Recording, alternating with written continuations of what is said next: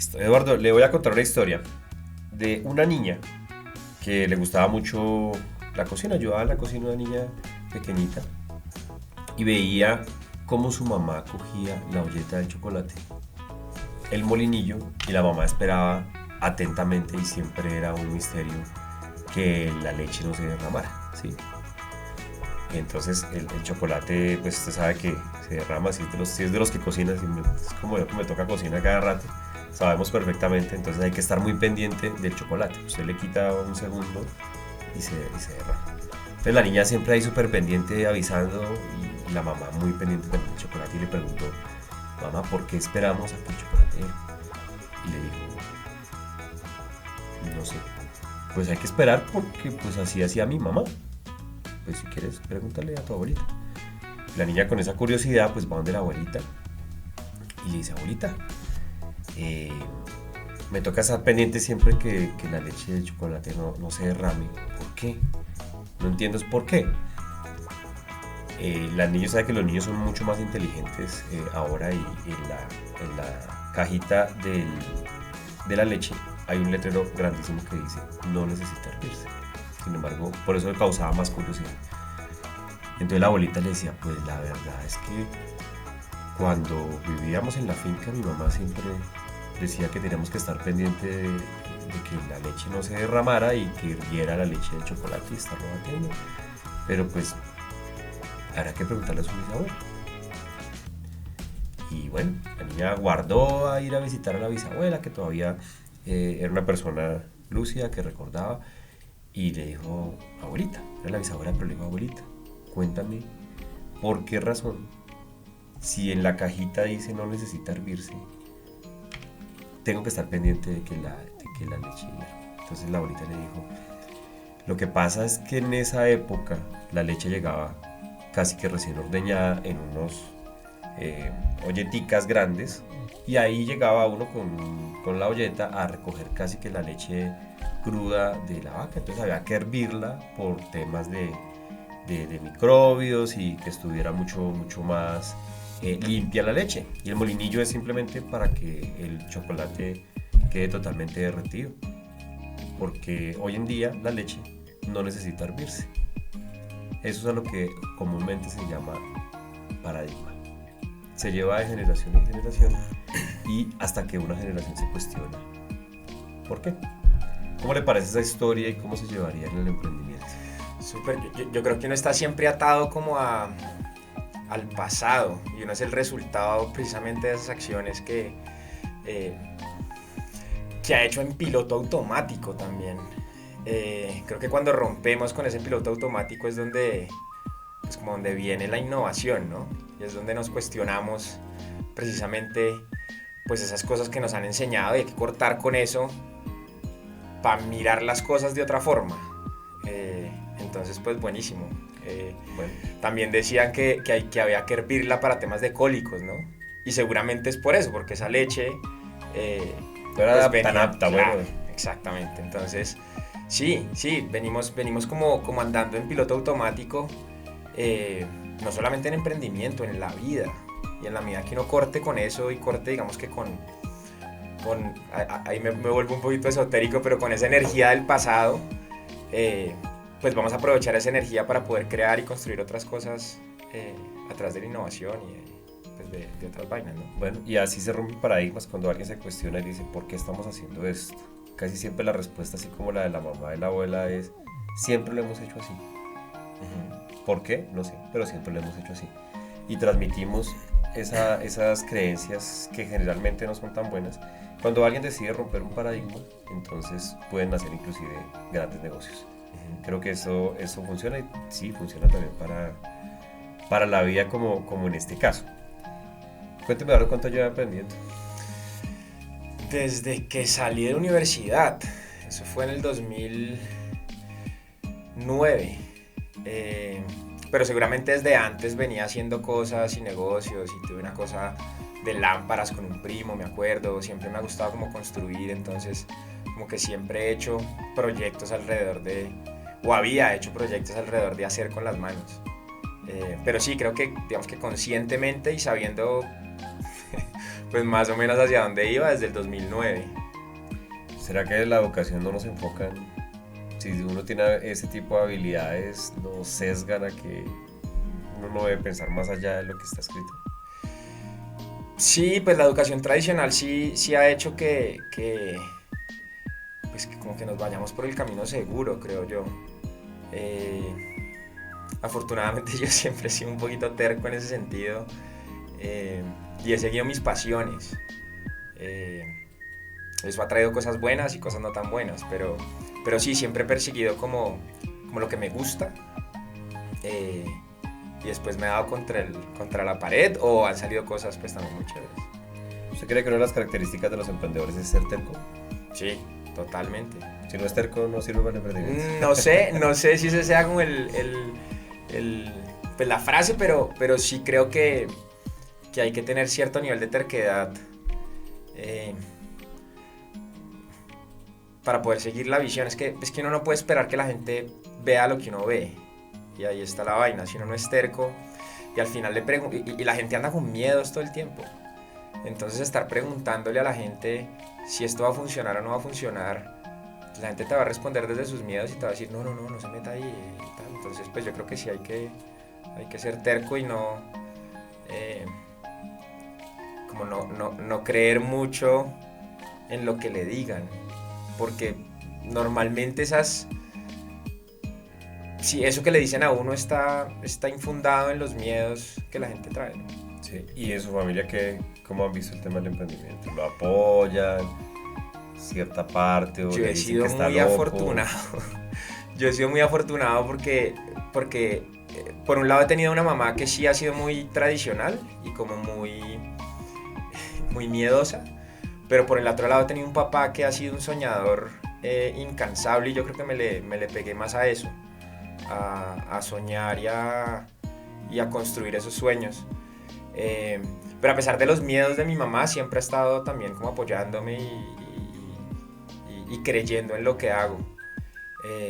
Y ahorita que tengo mi familia, pues mi esposa, ha sido increíble también y ha creído, creo que muchas veces mucho más que yo en mí. Y eso yo creo que es clave, además que he emprendido solo, y al final la pareja pues se vuelve, cuando uno emprende solo pues se vuelve ese socio. ¿Y ella es emprendedora también? No, ¿o? ella no es emprendedora, ella de hecho trabaja en corporativo, o sea, súper, no es que no crea en el emprendimiento, yo creo que también por la forma en la que ha vivido y por la forma en la que creció y tal, pues digamos que cogió ese camino y le ha ido muy bien. Pero, y está buenísimo además también ver como ese lado, ¿no? Estar casado con una persona, que además trabaja en un corporativo gigante, pues ver como su visión y su forma de resolver las cosas también, que es muy diferente a cómo la resolvemos en emprendimiento, ¿no?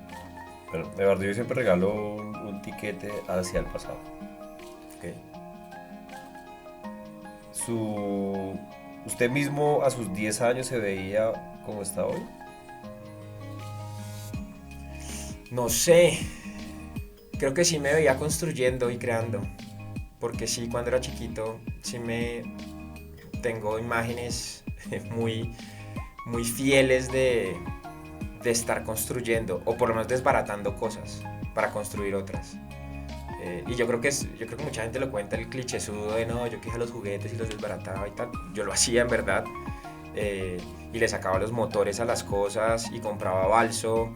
Me acuerdo estar en el pasillo del edificio de mi abuelita, y cogí un motorcito y construí un avión que nunca voló, pero sí andaba, pues como que caminaba, de hecho caminaba al revés. Pero sí, siempre, pues digamos que volviéndome al pasado, sí creo que sí era una persona muy inquieta, con ese lado muy creativo, y no sé si me veía como ahorita, pues, pero sí, como que sí comulgo con ese pasado, pues. Vale, si yo le regalo 30 segundos a sus 15 años, ¿qué se dice? Uy, huepucha, ahí me toca llorar un poquito. Fue una época muy difícil para mí. Yo soy de Cali, y a mis 15, mis 14, casi 15, me vine para acá, para Bogotá. Es una etapa en la que uno afianza amistades, y yo había empezado a afianzar amistades en Cali, y cuando trasladaron a mi papá para trabajar acá y nos vinimos para Bogotá, pues la gente también estaba afianzando amistades, y para mí fue muy difícil entrar en los grupos. Y de hecho la semana pasada me lo cuestionaba o me lo preguntaba, y es como que estábamos en un matrimonio, de hecho en un aniversario de 10 años, casi como un matrimonio, y uno de los mejores amigos pues, del esposo, del novio, pues salió a hablar y dijo unas cosas espectaculares, y yo dije, oiga, yo no tengo una persona así en mi vida, ¿sí? Entonces sí fue una etapa muy dura de mirar mucho por la ventana y de estar muy solo, Y creo que el emprendimiento a veces uno se siente así, ¿no? Uno siente que está solo, que lo que uno vive no lo vive nadie más. Además, porque uno ve en redes sociales que hay emprendedores que ya son grandes empresarios y que lograron ya tener sus negocios muy consolidados, y pues uno dice, uy, caramba, no se compara, que no debería hacerlo así. Uno se compara y uno dice, pero esta gente y yo acá con un montón de problemas, y quizás también es una de las razones de este espacio, como demostrar a la gente, no están solos, sentimos igual, también tenemos miedo, lo que pasa es que los afrontamos quizás diferentes, pero el emprendimiento también es soledad. Sí, y sí, cuando no tenés socios, pues más aún, ¿no? Pero sí, yo me las he comido solito muchas veces. Y lo otro que pasa con lo que decís es que pues la gente al final, o muchos emprendedores, pues cuentan lo bueno, salen a contar todo lo bueno. Pues seguramente ahorita más adelante vamos a hablar, pero cuando yo cerré la empresa el año pasado, pues lo primero que la gente me preguntara, ¿y por qué cerraste si todo se veía súper bien y todo estaba súper bien? Porque jamás había contado que las cosas iban mal. Entonces, sí, al final, y no solo, y vuelvo y juega, no solo en el emprendimiento, en la vida, uno en redes sociales solo ve lo bonito. Y compararse pues es inevitable, sí. De ese Eduardo Lloreda, vamos otra vez a devolvernos un poquito. Al primer día que usted tomó la decisión de ya formar un emprendimiento, ya formal, porque entiendo que cuando era niño era muy curioso y de pronto hacía cosas, pero ya formal, una empresa, usted dijo, vamos a arrancar con este negocio. A ese momento de la vida, ¿qué se dice? Usted dice 3 consejos que se va a dar usted mismo. Primero que no sé si 3 consejos, pero voy a tirar ahí cosas. Que no había nada que perder en ese momento. En ese momento yo vivía con mis papás, y tuve la fortuna de poder emprender sin tener la necesidad de, pues, digamos que sin tener obligaciones o responsabilidades. Sí. Entonces, digamos que podía arriesgarme y no estaba arriesgando nada, en verdad, solo tiempo. Lo otro que yo pensaba era que podía emprender con un computador y ya. Y así lo hice, de hecho. Yo la primera empresa que tuve fue una empresa de web, en ese momento el marketing digital no era tan en boom pues como está ahorita, pero sí diseñábamos páginas web. Se llamaba Aucho Studios en ese momento. Pero yo creo que eso, que no había nada que perder. ¿Qué otra cosa? No, yo creo que no sé si quería impacto o tal, pero sí quería llegarle a mucha gente con lo que hiciera. Creo que esas 2 cosas. Bueno, yo le voy a dar 3 regalos.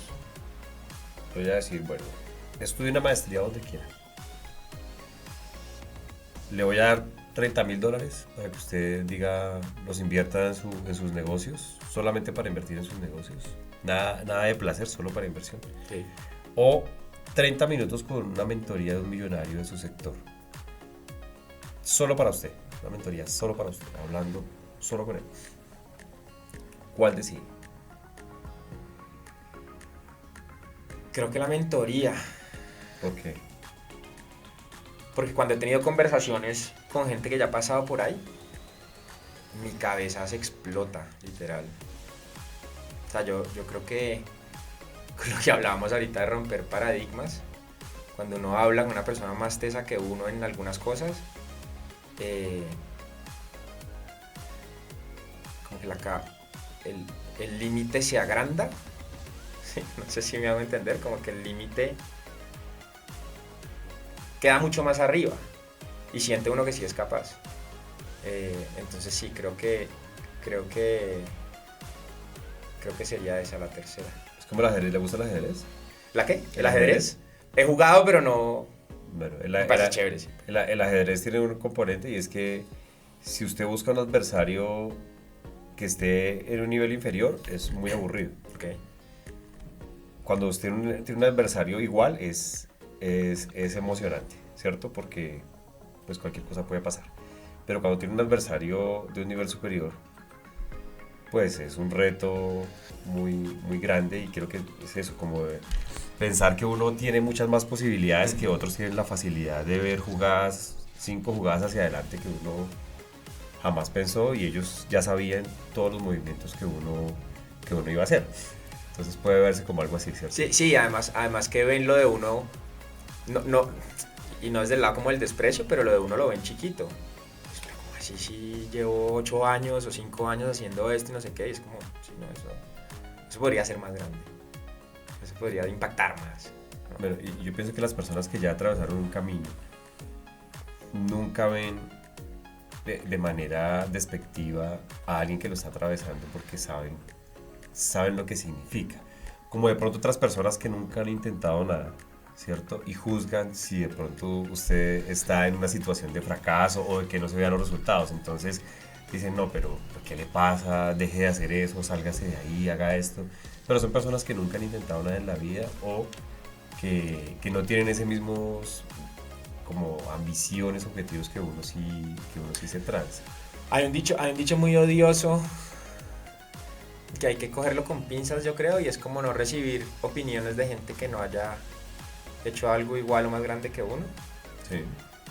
Porque es un poco como hablar desde el ego, por eso digo que hay que agarrarlo con pinzas. Pues yo creo que de todo el mundo podemos aprender, ¿no? Entonces hay que hacerlo con cuidado, pero sí, lo que vos decís es como, y lo que decía yo ahorita, es que la gente habla desde sus miedos, entonces, pues chévere uno poder hablar con alguien que ya pasó por ahí. Y de hecho me pasó el año pasado, que seguramente vamos a hablar ahorita más adelante, pero cuando cerré mi empresa o quebré, pues haber hablado con alguien que ya haya pasado por una quiebra, también me voló la cabeza y me dio un montón de calma. Tiene que ver más episodios de estos, donde nos hemos sentado con personas, claro. Yo 22 años emprendiendo y por supuesto que he quebrado. Eso hace parte, ya uno lo ve como parte natural, normal del proceso. Y hay personas que se han sentado acá a contar su historia wow, que uno dice, caramba. Pero es normal, pienso que es más normal de lo que uno cree, más en un país como Colombia. Pero lo que hay ahí significativo es, bueno, pero ¿cómo fue que se levantó? La mayoría de las personas se quedarían ahí o buscarían otro tipo de opciones. ¿Qué haría usted si se queda mañana sin nada? ¿Qué hace diferente? ¿O cómo lo ha logrado? Yo creo que lo mismo que hice el año pasado y fue... Es que a mí me pasó una cosa y es que yo pospuse una de mis pasiones por 10 años, por miedo. Y cuando me encontré de frente con el ¿para qué soy bueno ahora? Que no quería seguir emprendiendo en temas de mobiliario, del carpintero cumplido, pues de ese tipo de cosas. Como que salió ese bombillito ahí. A mí me ha gustado siempre el tema de fotografía, de contenido y por estar con miedo nunca le he metido la ficha a la forma en la que se debe. Y decidí pararle bolas a eso y empezar a crear un negocio alrededor de eso. Entonces yo creo que es como oír esa esa vocecita interior que siempre ha estado ahí y que uno nunca se le ha mandado. En mi caso fue así y no digo que ya esté al otro lado, pero sí estoy pensando de una manera muy diferente a cuando pasó. Pero cuéntame las historias de los emprendimientos. ¿Cuál fue su primer emprendimiento? ¿Por qué pasó? ¿Qué sucedió? Mi primer emprendimiento fue... Yo me fui a estudiar a Argentina fotografía, después llegué y estudié dirección de cine, dirección de foto para cine, y cogí eso y lo guardé. Lo guardé y de vez en cuando lo sacaba, como para mis cosas. Entonces, cuando me fui yo ya estaba trabajando, fue la primera vez y única que me he empleado, en una agencia, manejando el tema de web. Cuando me fui como con ese tema de web y allá hice un par de páginas web cuando estaba en Argentina y con eso me mantuve. Y cuando volví a Colombia dije, aquí hay una oportunidad chévere, hagamos un proyecto alrededor de eso, de diseñar páginas web. Y fundé una cosa que se llamó Auch Studios, donde diseñaba y pues construía páginas web. Con eso duré como 3-4 años. Estudié diseño industrial, debí empezar pues desde más atrás. Y entonces a los 3 años más o menos me empezó a picar el tema de hacer producto. Oiga, yo no estudié gráfico, yo no estudié, no sé, una ingeniería de estas vainas. Quiero diseñar un producto y mirar a ver qué pasa. Y además que tenía lo mejor de muchos mundos, ¿no? Tenía la forma de hacer foto, hacer video, hacer página web, pero faltaba el producto. Esperamos que estés disfrutando de este episodio de Anécdotas de Emprendimiento, historias reales, lecciones valiosas para los negocios y la vida. Te contamos que este podcast es producido por meapunto.co. Si tú también quieres tu propio podcast, recuerda ver toda la información que te dejamos en la descripción de este episodio. Continuamos. Y me puse ahí a investigar a ver qué hacía y encontré una empresa en Portland, en Oregon, que se llamaba Shoot, que hacía gafas de madera. Y empecé a desarrollar el producto. Me acuerdo que me veía los videos de los manes y empezaba a mirar allá atrás a ver qué eran las máquinas que usaban o tal, y logré, digamos, que replicar una cosa muy parecida a lo que ellos hacían. ¿Nunca he visto unas gafas de madera? ¿No? De hecho todavía existe la marca, yo la terminé vendiendo después. Se llama Voodoo Eyewear.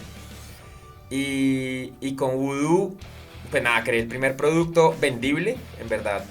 Eso es la otra cosa, y es que uno siempre quiere tener como las vainas, y todo el mundo dice, ¿no? Lo perfecto es lo enemigo de lo bueno. De lo bueno.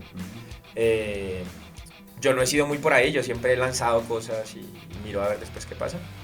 Y así fue, como que logré un producto vendible. Era muy difícil de fabricar, hice 8 gafas, me acuerdo, 8 o 10 gafas, y se las mandé a una amiga que tenía una boutique en Cartagena.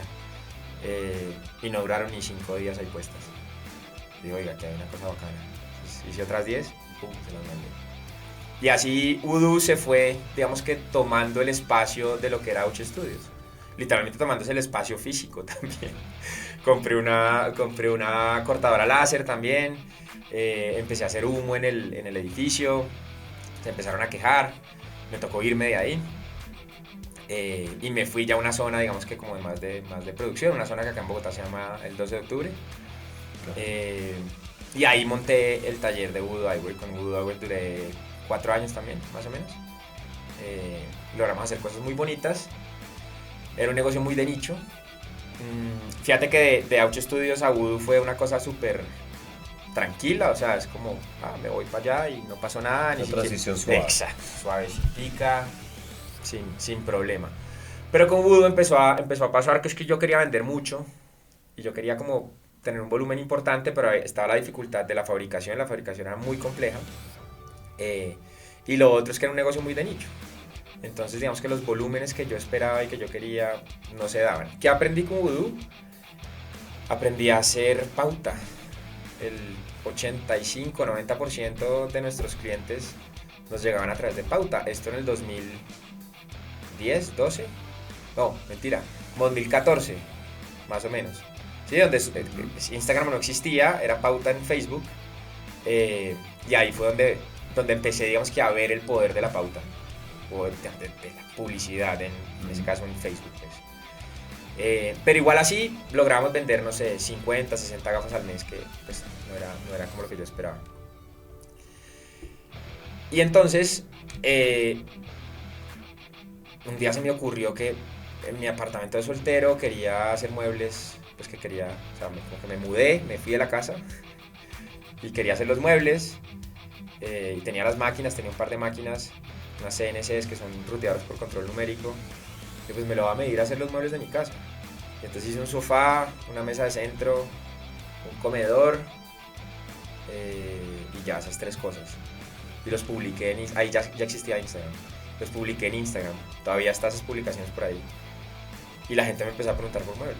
Ah, ¿cómo así? ¿Es que ustedes en Ubuntu también hacen muebles? Y yo, no, pero ¿qué necesitas? Y empecé a ver que... Si lo pagan, sí, lo hacemos. No, y además los tickets de carpintería pues eran mucho más altos y el esfuerzo, conseguir personal para carpintería pues era mucho más fácil que capacitar gente para enseñarle a hacer gafas de madera. Y entonces empecé a ver, hay una oportunidad chévere.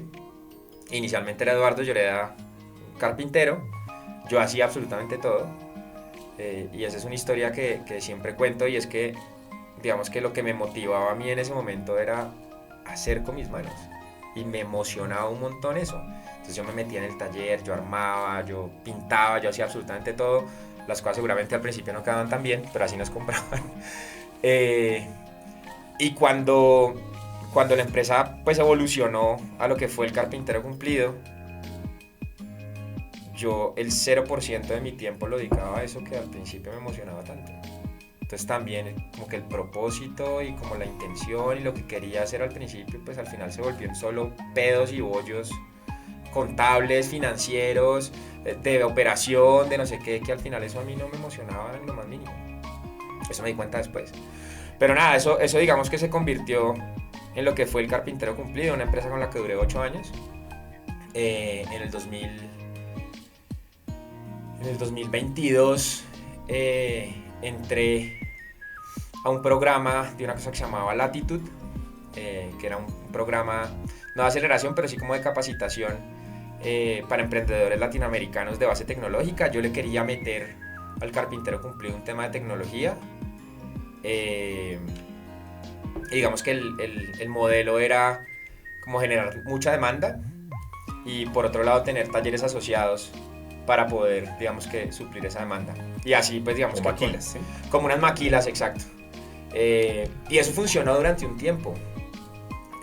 Durante un tiempo tuvimos, no sé, como unos 5 talleres por fuera y pues mi taller que llegamos a hacer, pues, 10 carpinteros y como 20 y pico personas en temas de, pues, como de diseño y de operación. Pero entonces entré a este programa y el problema de ese programa es que salí con un mindset de hiperescalar y de hiperescalar a toda costa sin levantar plata. Y ahí estuvo el error. Entonces salí de ahí y dije, yo tengo las habilidades para generar la demanda que necesito, probemos a ver.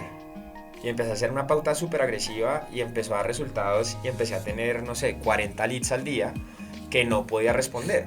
Muy bueno. Eso es un gran problema. Y entonces dije, pues, ¿qué hago? Contrato más gente. Fracaso por éxito. Y entonces empecé a contratar arquitectos y diseñadores porque mi mentalidad, pues, o lo que yo pensaba en ese momento es,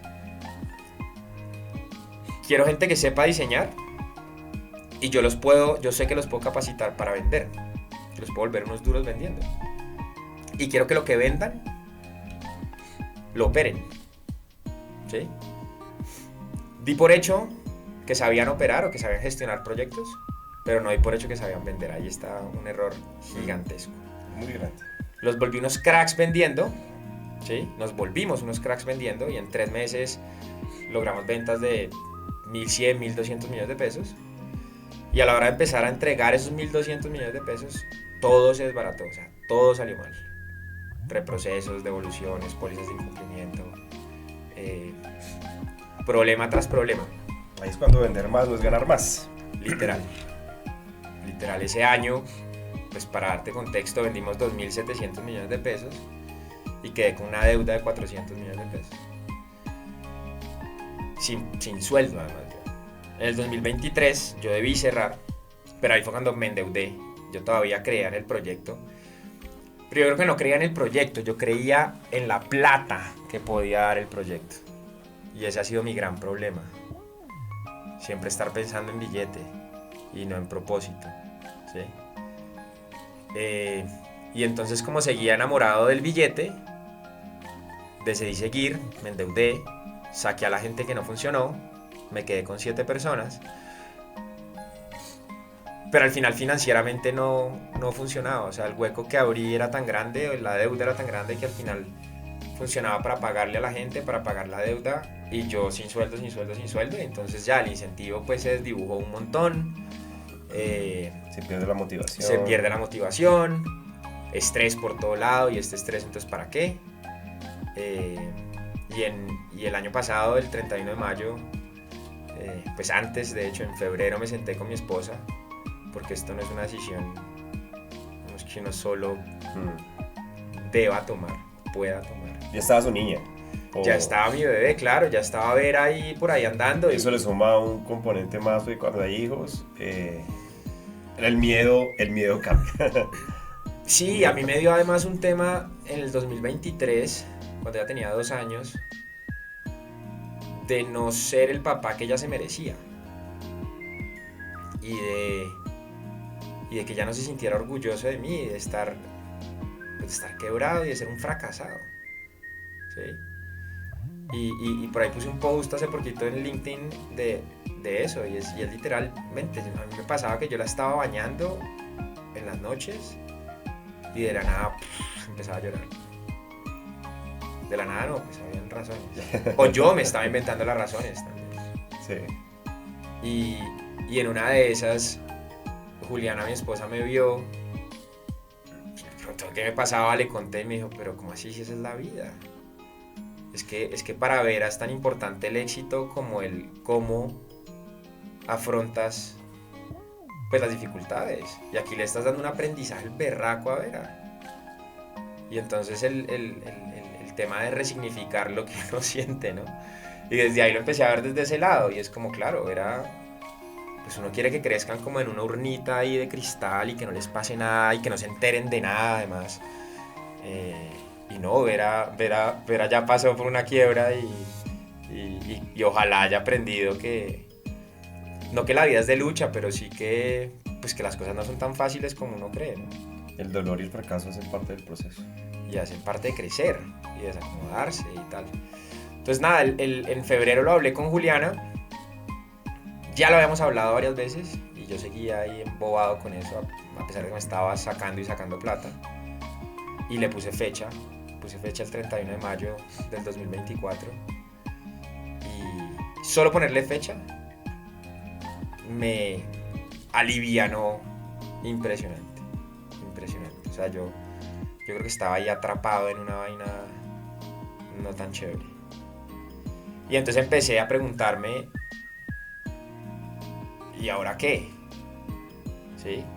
Seguía con ese tema de es que soy un fracasado, y es que no soy capaz, y es que quebré. Y entonces hablé con este tipo que te decía ahorita, que se metió en una quiebra 10 veces más grande que la mía. Me decía, primero, el que quiebra no es usted, ¿sí? El que quiebra es la empresa, y el fracasado no es usted, la que fracasó es la empresa. O sea, usted no es su empresa, ¿sí? Y hablar de esas cosas con este man, pues me ayudó un montón. De hecho, pensé en armar un club de fracasados. porque creo que sí, ese el tema de lo que decías, en Colombia quebrar, pues está súper mal visto, y está además, pues como que se ve como un pecado, yo no sé. Esteban me decía, es que quebrar es un pecado, todo el mundo quiebra, relajado, no pasa nada. ¿Tiene deudas con la DIAN? Decía, no, afortunadamente no, listo, relajado, no pasa nada. Renegocie, mire a ver qué hace, yo le voy a ayudar, no sé qué tal. Y me recomendaba un par de abogados y un par de cosas y tal. Lo que yo veía así gigante el año pasado, pues ahorita lo veo, Manejable. sí, como con otra perspectiva, creo yo.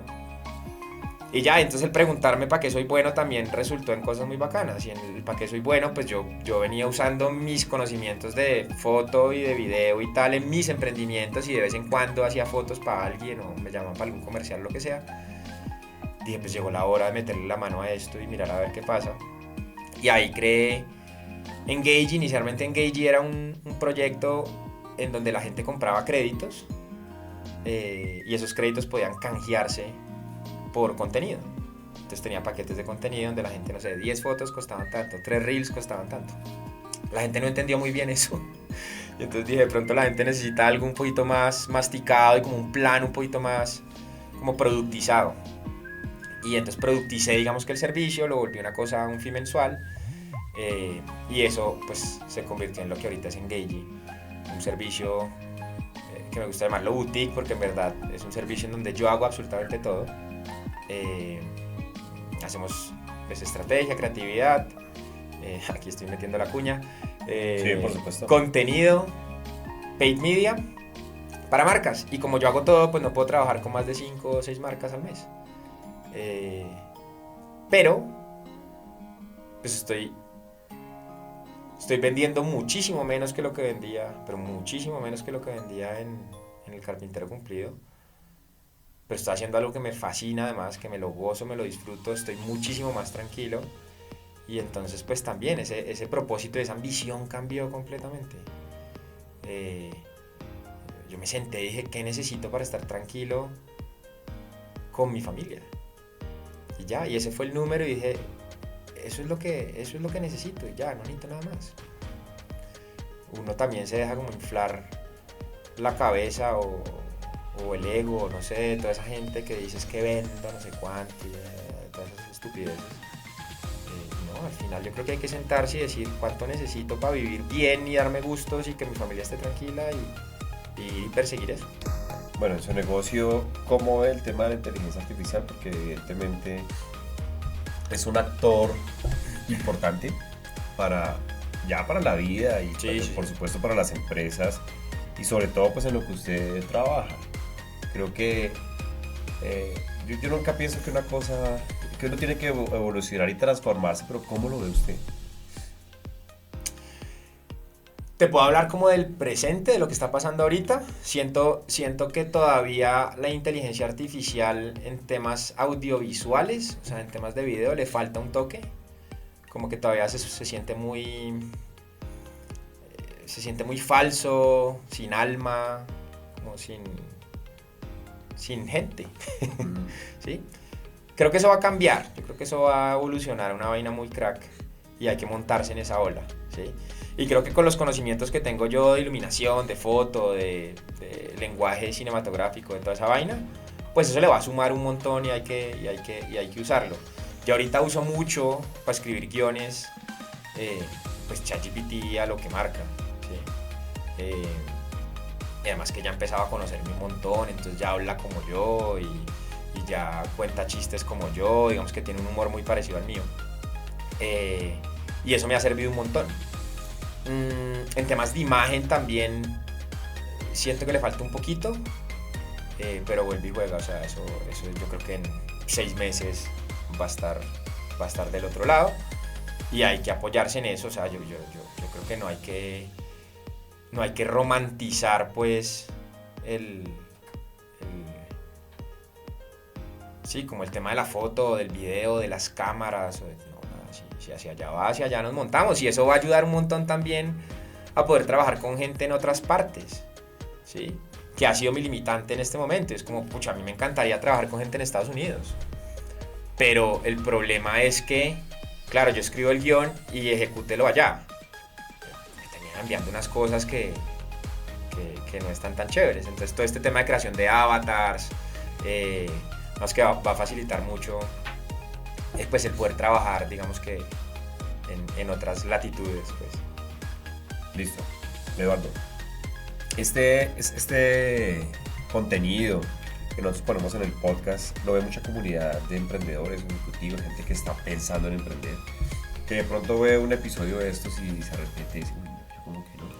O Está bien. al contrario, se motiva y dice, bueno, vamos a darle.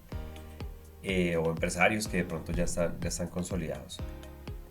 De 3 consejos a esta comunidad de sus vivencias en temas de emprendimiento. ¿Qué le diría a estas personas?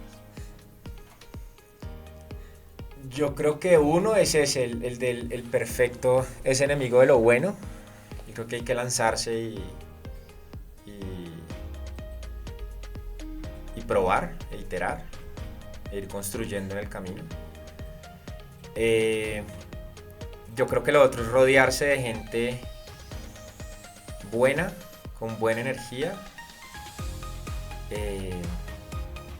Si se puede tener un socio, pues sería chévere. Fíjate que yo nunca he tenido socio y me encantaría. Entonces si hay alguien por ahí viendo.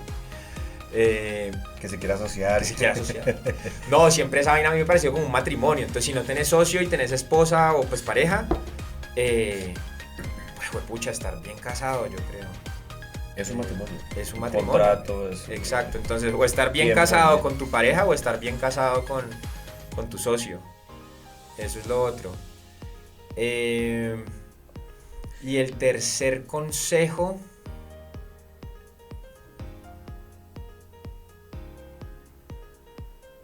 yo creo que trabajar en uno. Porque el proyecto será tan grande como uno, en la medida que uno crezca también internamente, pues. Sí. No hay proyectos gigantes sin una persona gigante detrás. Entonces hay que volverse en esa persona. Creo que es importante trabajar y conocerse uno para poder hacer crecer lo que uno quiere crecer. Eduardo, díganos en dónde encontramos información de sus negocios, de su empresa o de lo que está en este momento activo. Cuéntenos un poco aquí, página web, redes sociales. Sí, entonces pues para Engagey, que es todo el tema de marketing y de contenido, la página web es www.engagey.co. Deletrémoslo, porque... ENGAGY de yuca, Engagey, ¿sí? Como engagement, pero engagey.co, ¿listo? Instagram es engagey.co también. Yo cogí el carpintero cumplido y lo volví mi marca personal y voy a empezar ahorita a poner mucho contenido de valor ahí. Y es eduardo.lloreda ahora. Hay más o menos 38,000 personas ahí en ese perfil. Porque con eso quiero empezar a ayudar a arquitectos, diseñadores y creativos con un programa de 8 semanas que se va a lanzar en agosto. Un tema más de educación para capacitar a la gente. Entonces también ahí estén pendientes en eduardo.lloreda, lloreda con doble L. Y tengo un proyecto del que no hablamos, que es una comunidad de papás también, que es muy poderosa, que se llama Goodpa. En redes sociales estamos como Somos Goodpa. También si hay papás que nos están oyendo, pues buenísimo que se sumen, papás hombres, ¿listo? Es una comunidad de papás hombres. ¿Y cuál es el objetivo ahí? Ahí el objetivo Me puede es ahí el objetivo es tener un espacio para hablar de las cosas que normalmente como hombres nos hemos no permitido, ¿sí? Entonces pues la gente vaya y literalmente vomita todo lo que está sintiendo alrededor de la paternidad, pero también se ha vuelto un espacio en el que nos apoyamos y sí, digamos que después de que una persona pone algo, pues la gente se ayuda. Oigan, ¿cuál es el mejor colegio para tal cosa? O conocen, o qué van a hacer este fin de semana, qué actividades hay para este fin de semana, ¿sí? Nos reunimos, yo soy un convencido que las comunidades pues son muy poderosas, pero pues la comunidad se arma también, o se vuelve más poderosa en la medida que podamos bajar eso a la vida real. Entonces tenemos encuentros presenciales, tenemos jugadas de tejo, encuentros con nuestros hijos, tenemos un newsletter también todos los sábados, tenemos un círculo de papás que se llama La Hora de Papo. Papo es nuestro personaje. Todos los martes tenemos cada 15 días, todos los martes, o cada 15 días los martes, tenemos un círculo de papás, que es literalmente un espacio un poquito más reducido, porque ahorita son 500 papás ahí dentro de la comunidad de Goodpa, entonces es un espacio un poquito más reducido, también como para contar cómo estamos y qué necesitamos en ese espacio. Bueno, perfecto, entonces ya saben todos los padres que quieran unirse a esta comunidad y las redes sociales y los sitios donde podemos encontrar pues todos los negocios de Eva, que nos ha dado su tiempo y sus enseñanzas, ¿no? Sus anécdotas a través del emprendimiento, es muy valioso y como es nuestro propósito en este espacio, con que logremos llegarle a una sola persona, ya cumplimos con el objetivo. Entonces le agradezco mucho por haber compartido este espacio. No, pues muchas gracias a ustedes por la invitación. Siempre además había contado esta historia como más en uno a uno, entonces pues bacano tener la primera experiencia de un podcast y poderla contar acá para que pues más personas la puedan ver y ojalá pues se inspiren y cojan lo que les sirva, ¿no? Bueno. Muchas gracias por la invitación. Listo, gracias. ¿Disfrutaste de este episodio tanto como nosotros? Ojalá el contenido te inspire y sea una guía valiosa en tu camino como emprendedor. Nos encantaría que nos acompañes en nuestras redes sociales y que nos escuches en las principales plataformas de streaming para que descubras más episodios. Te esperamos.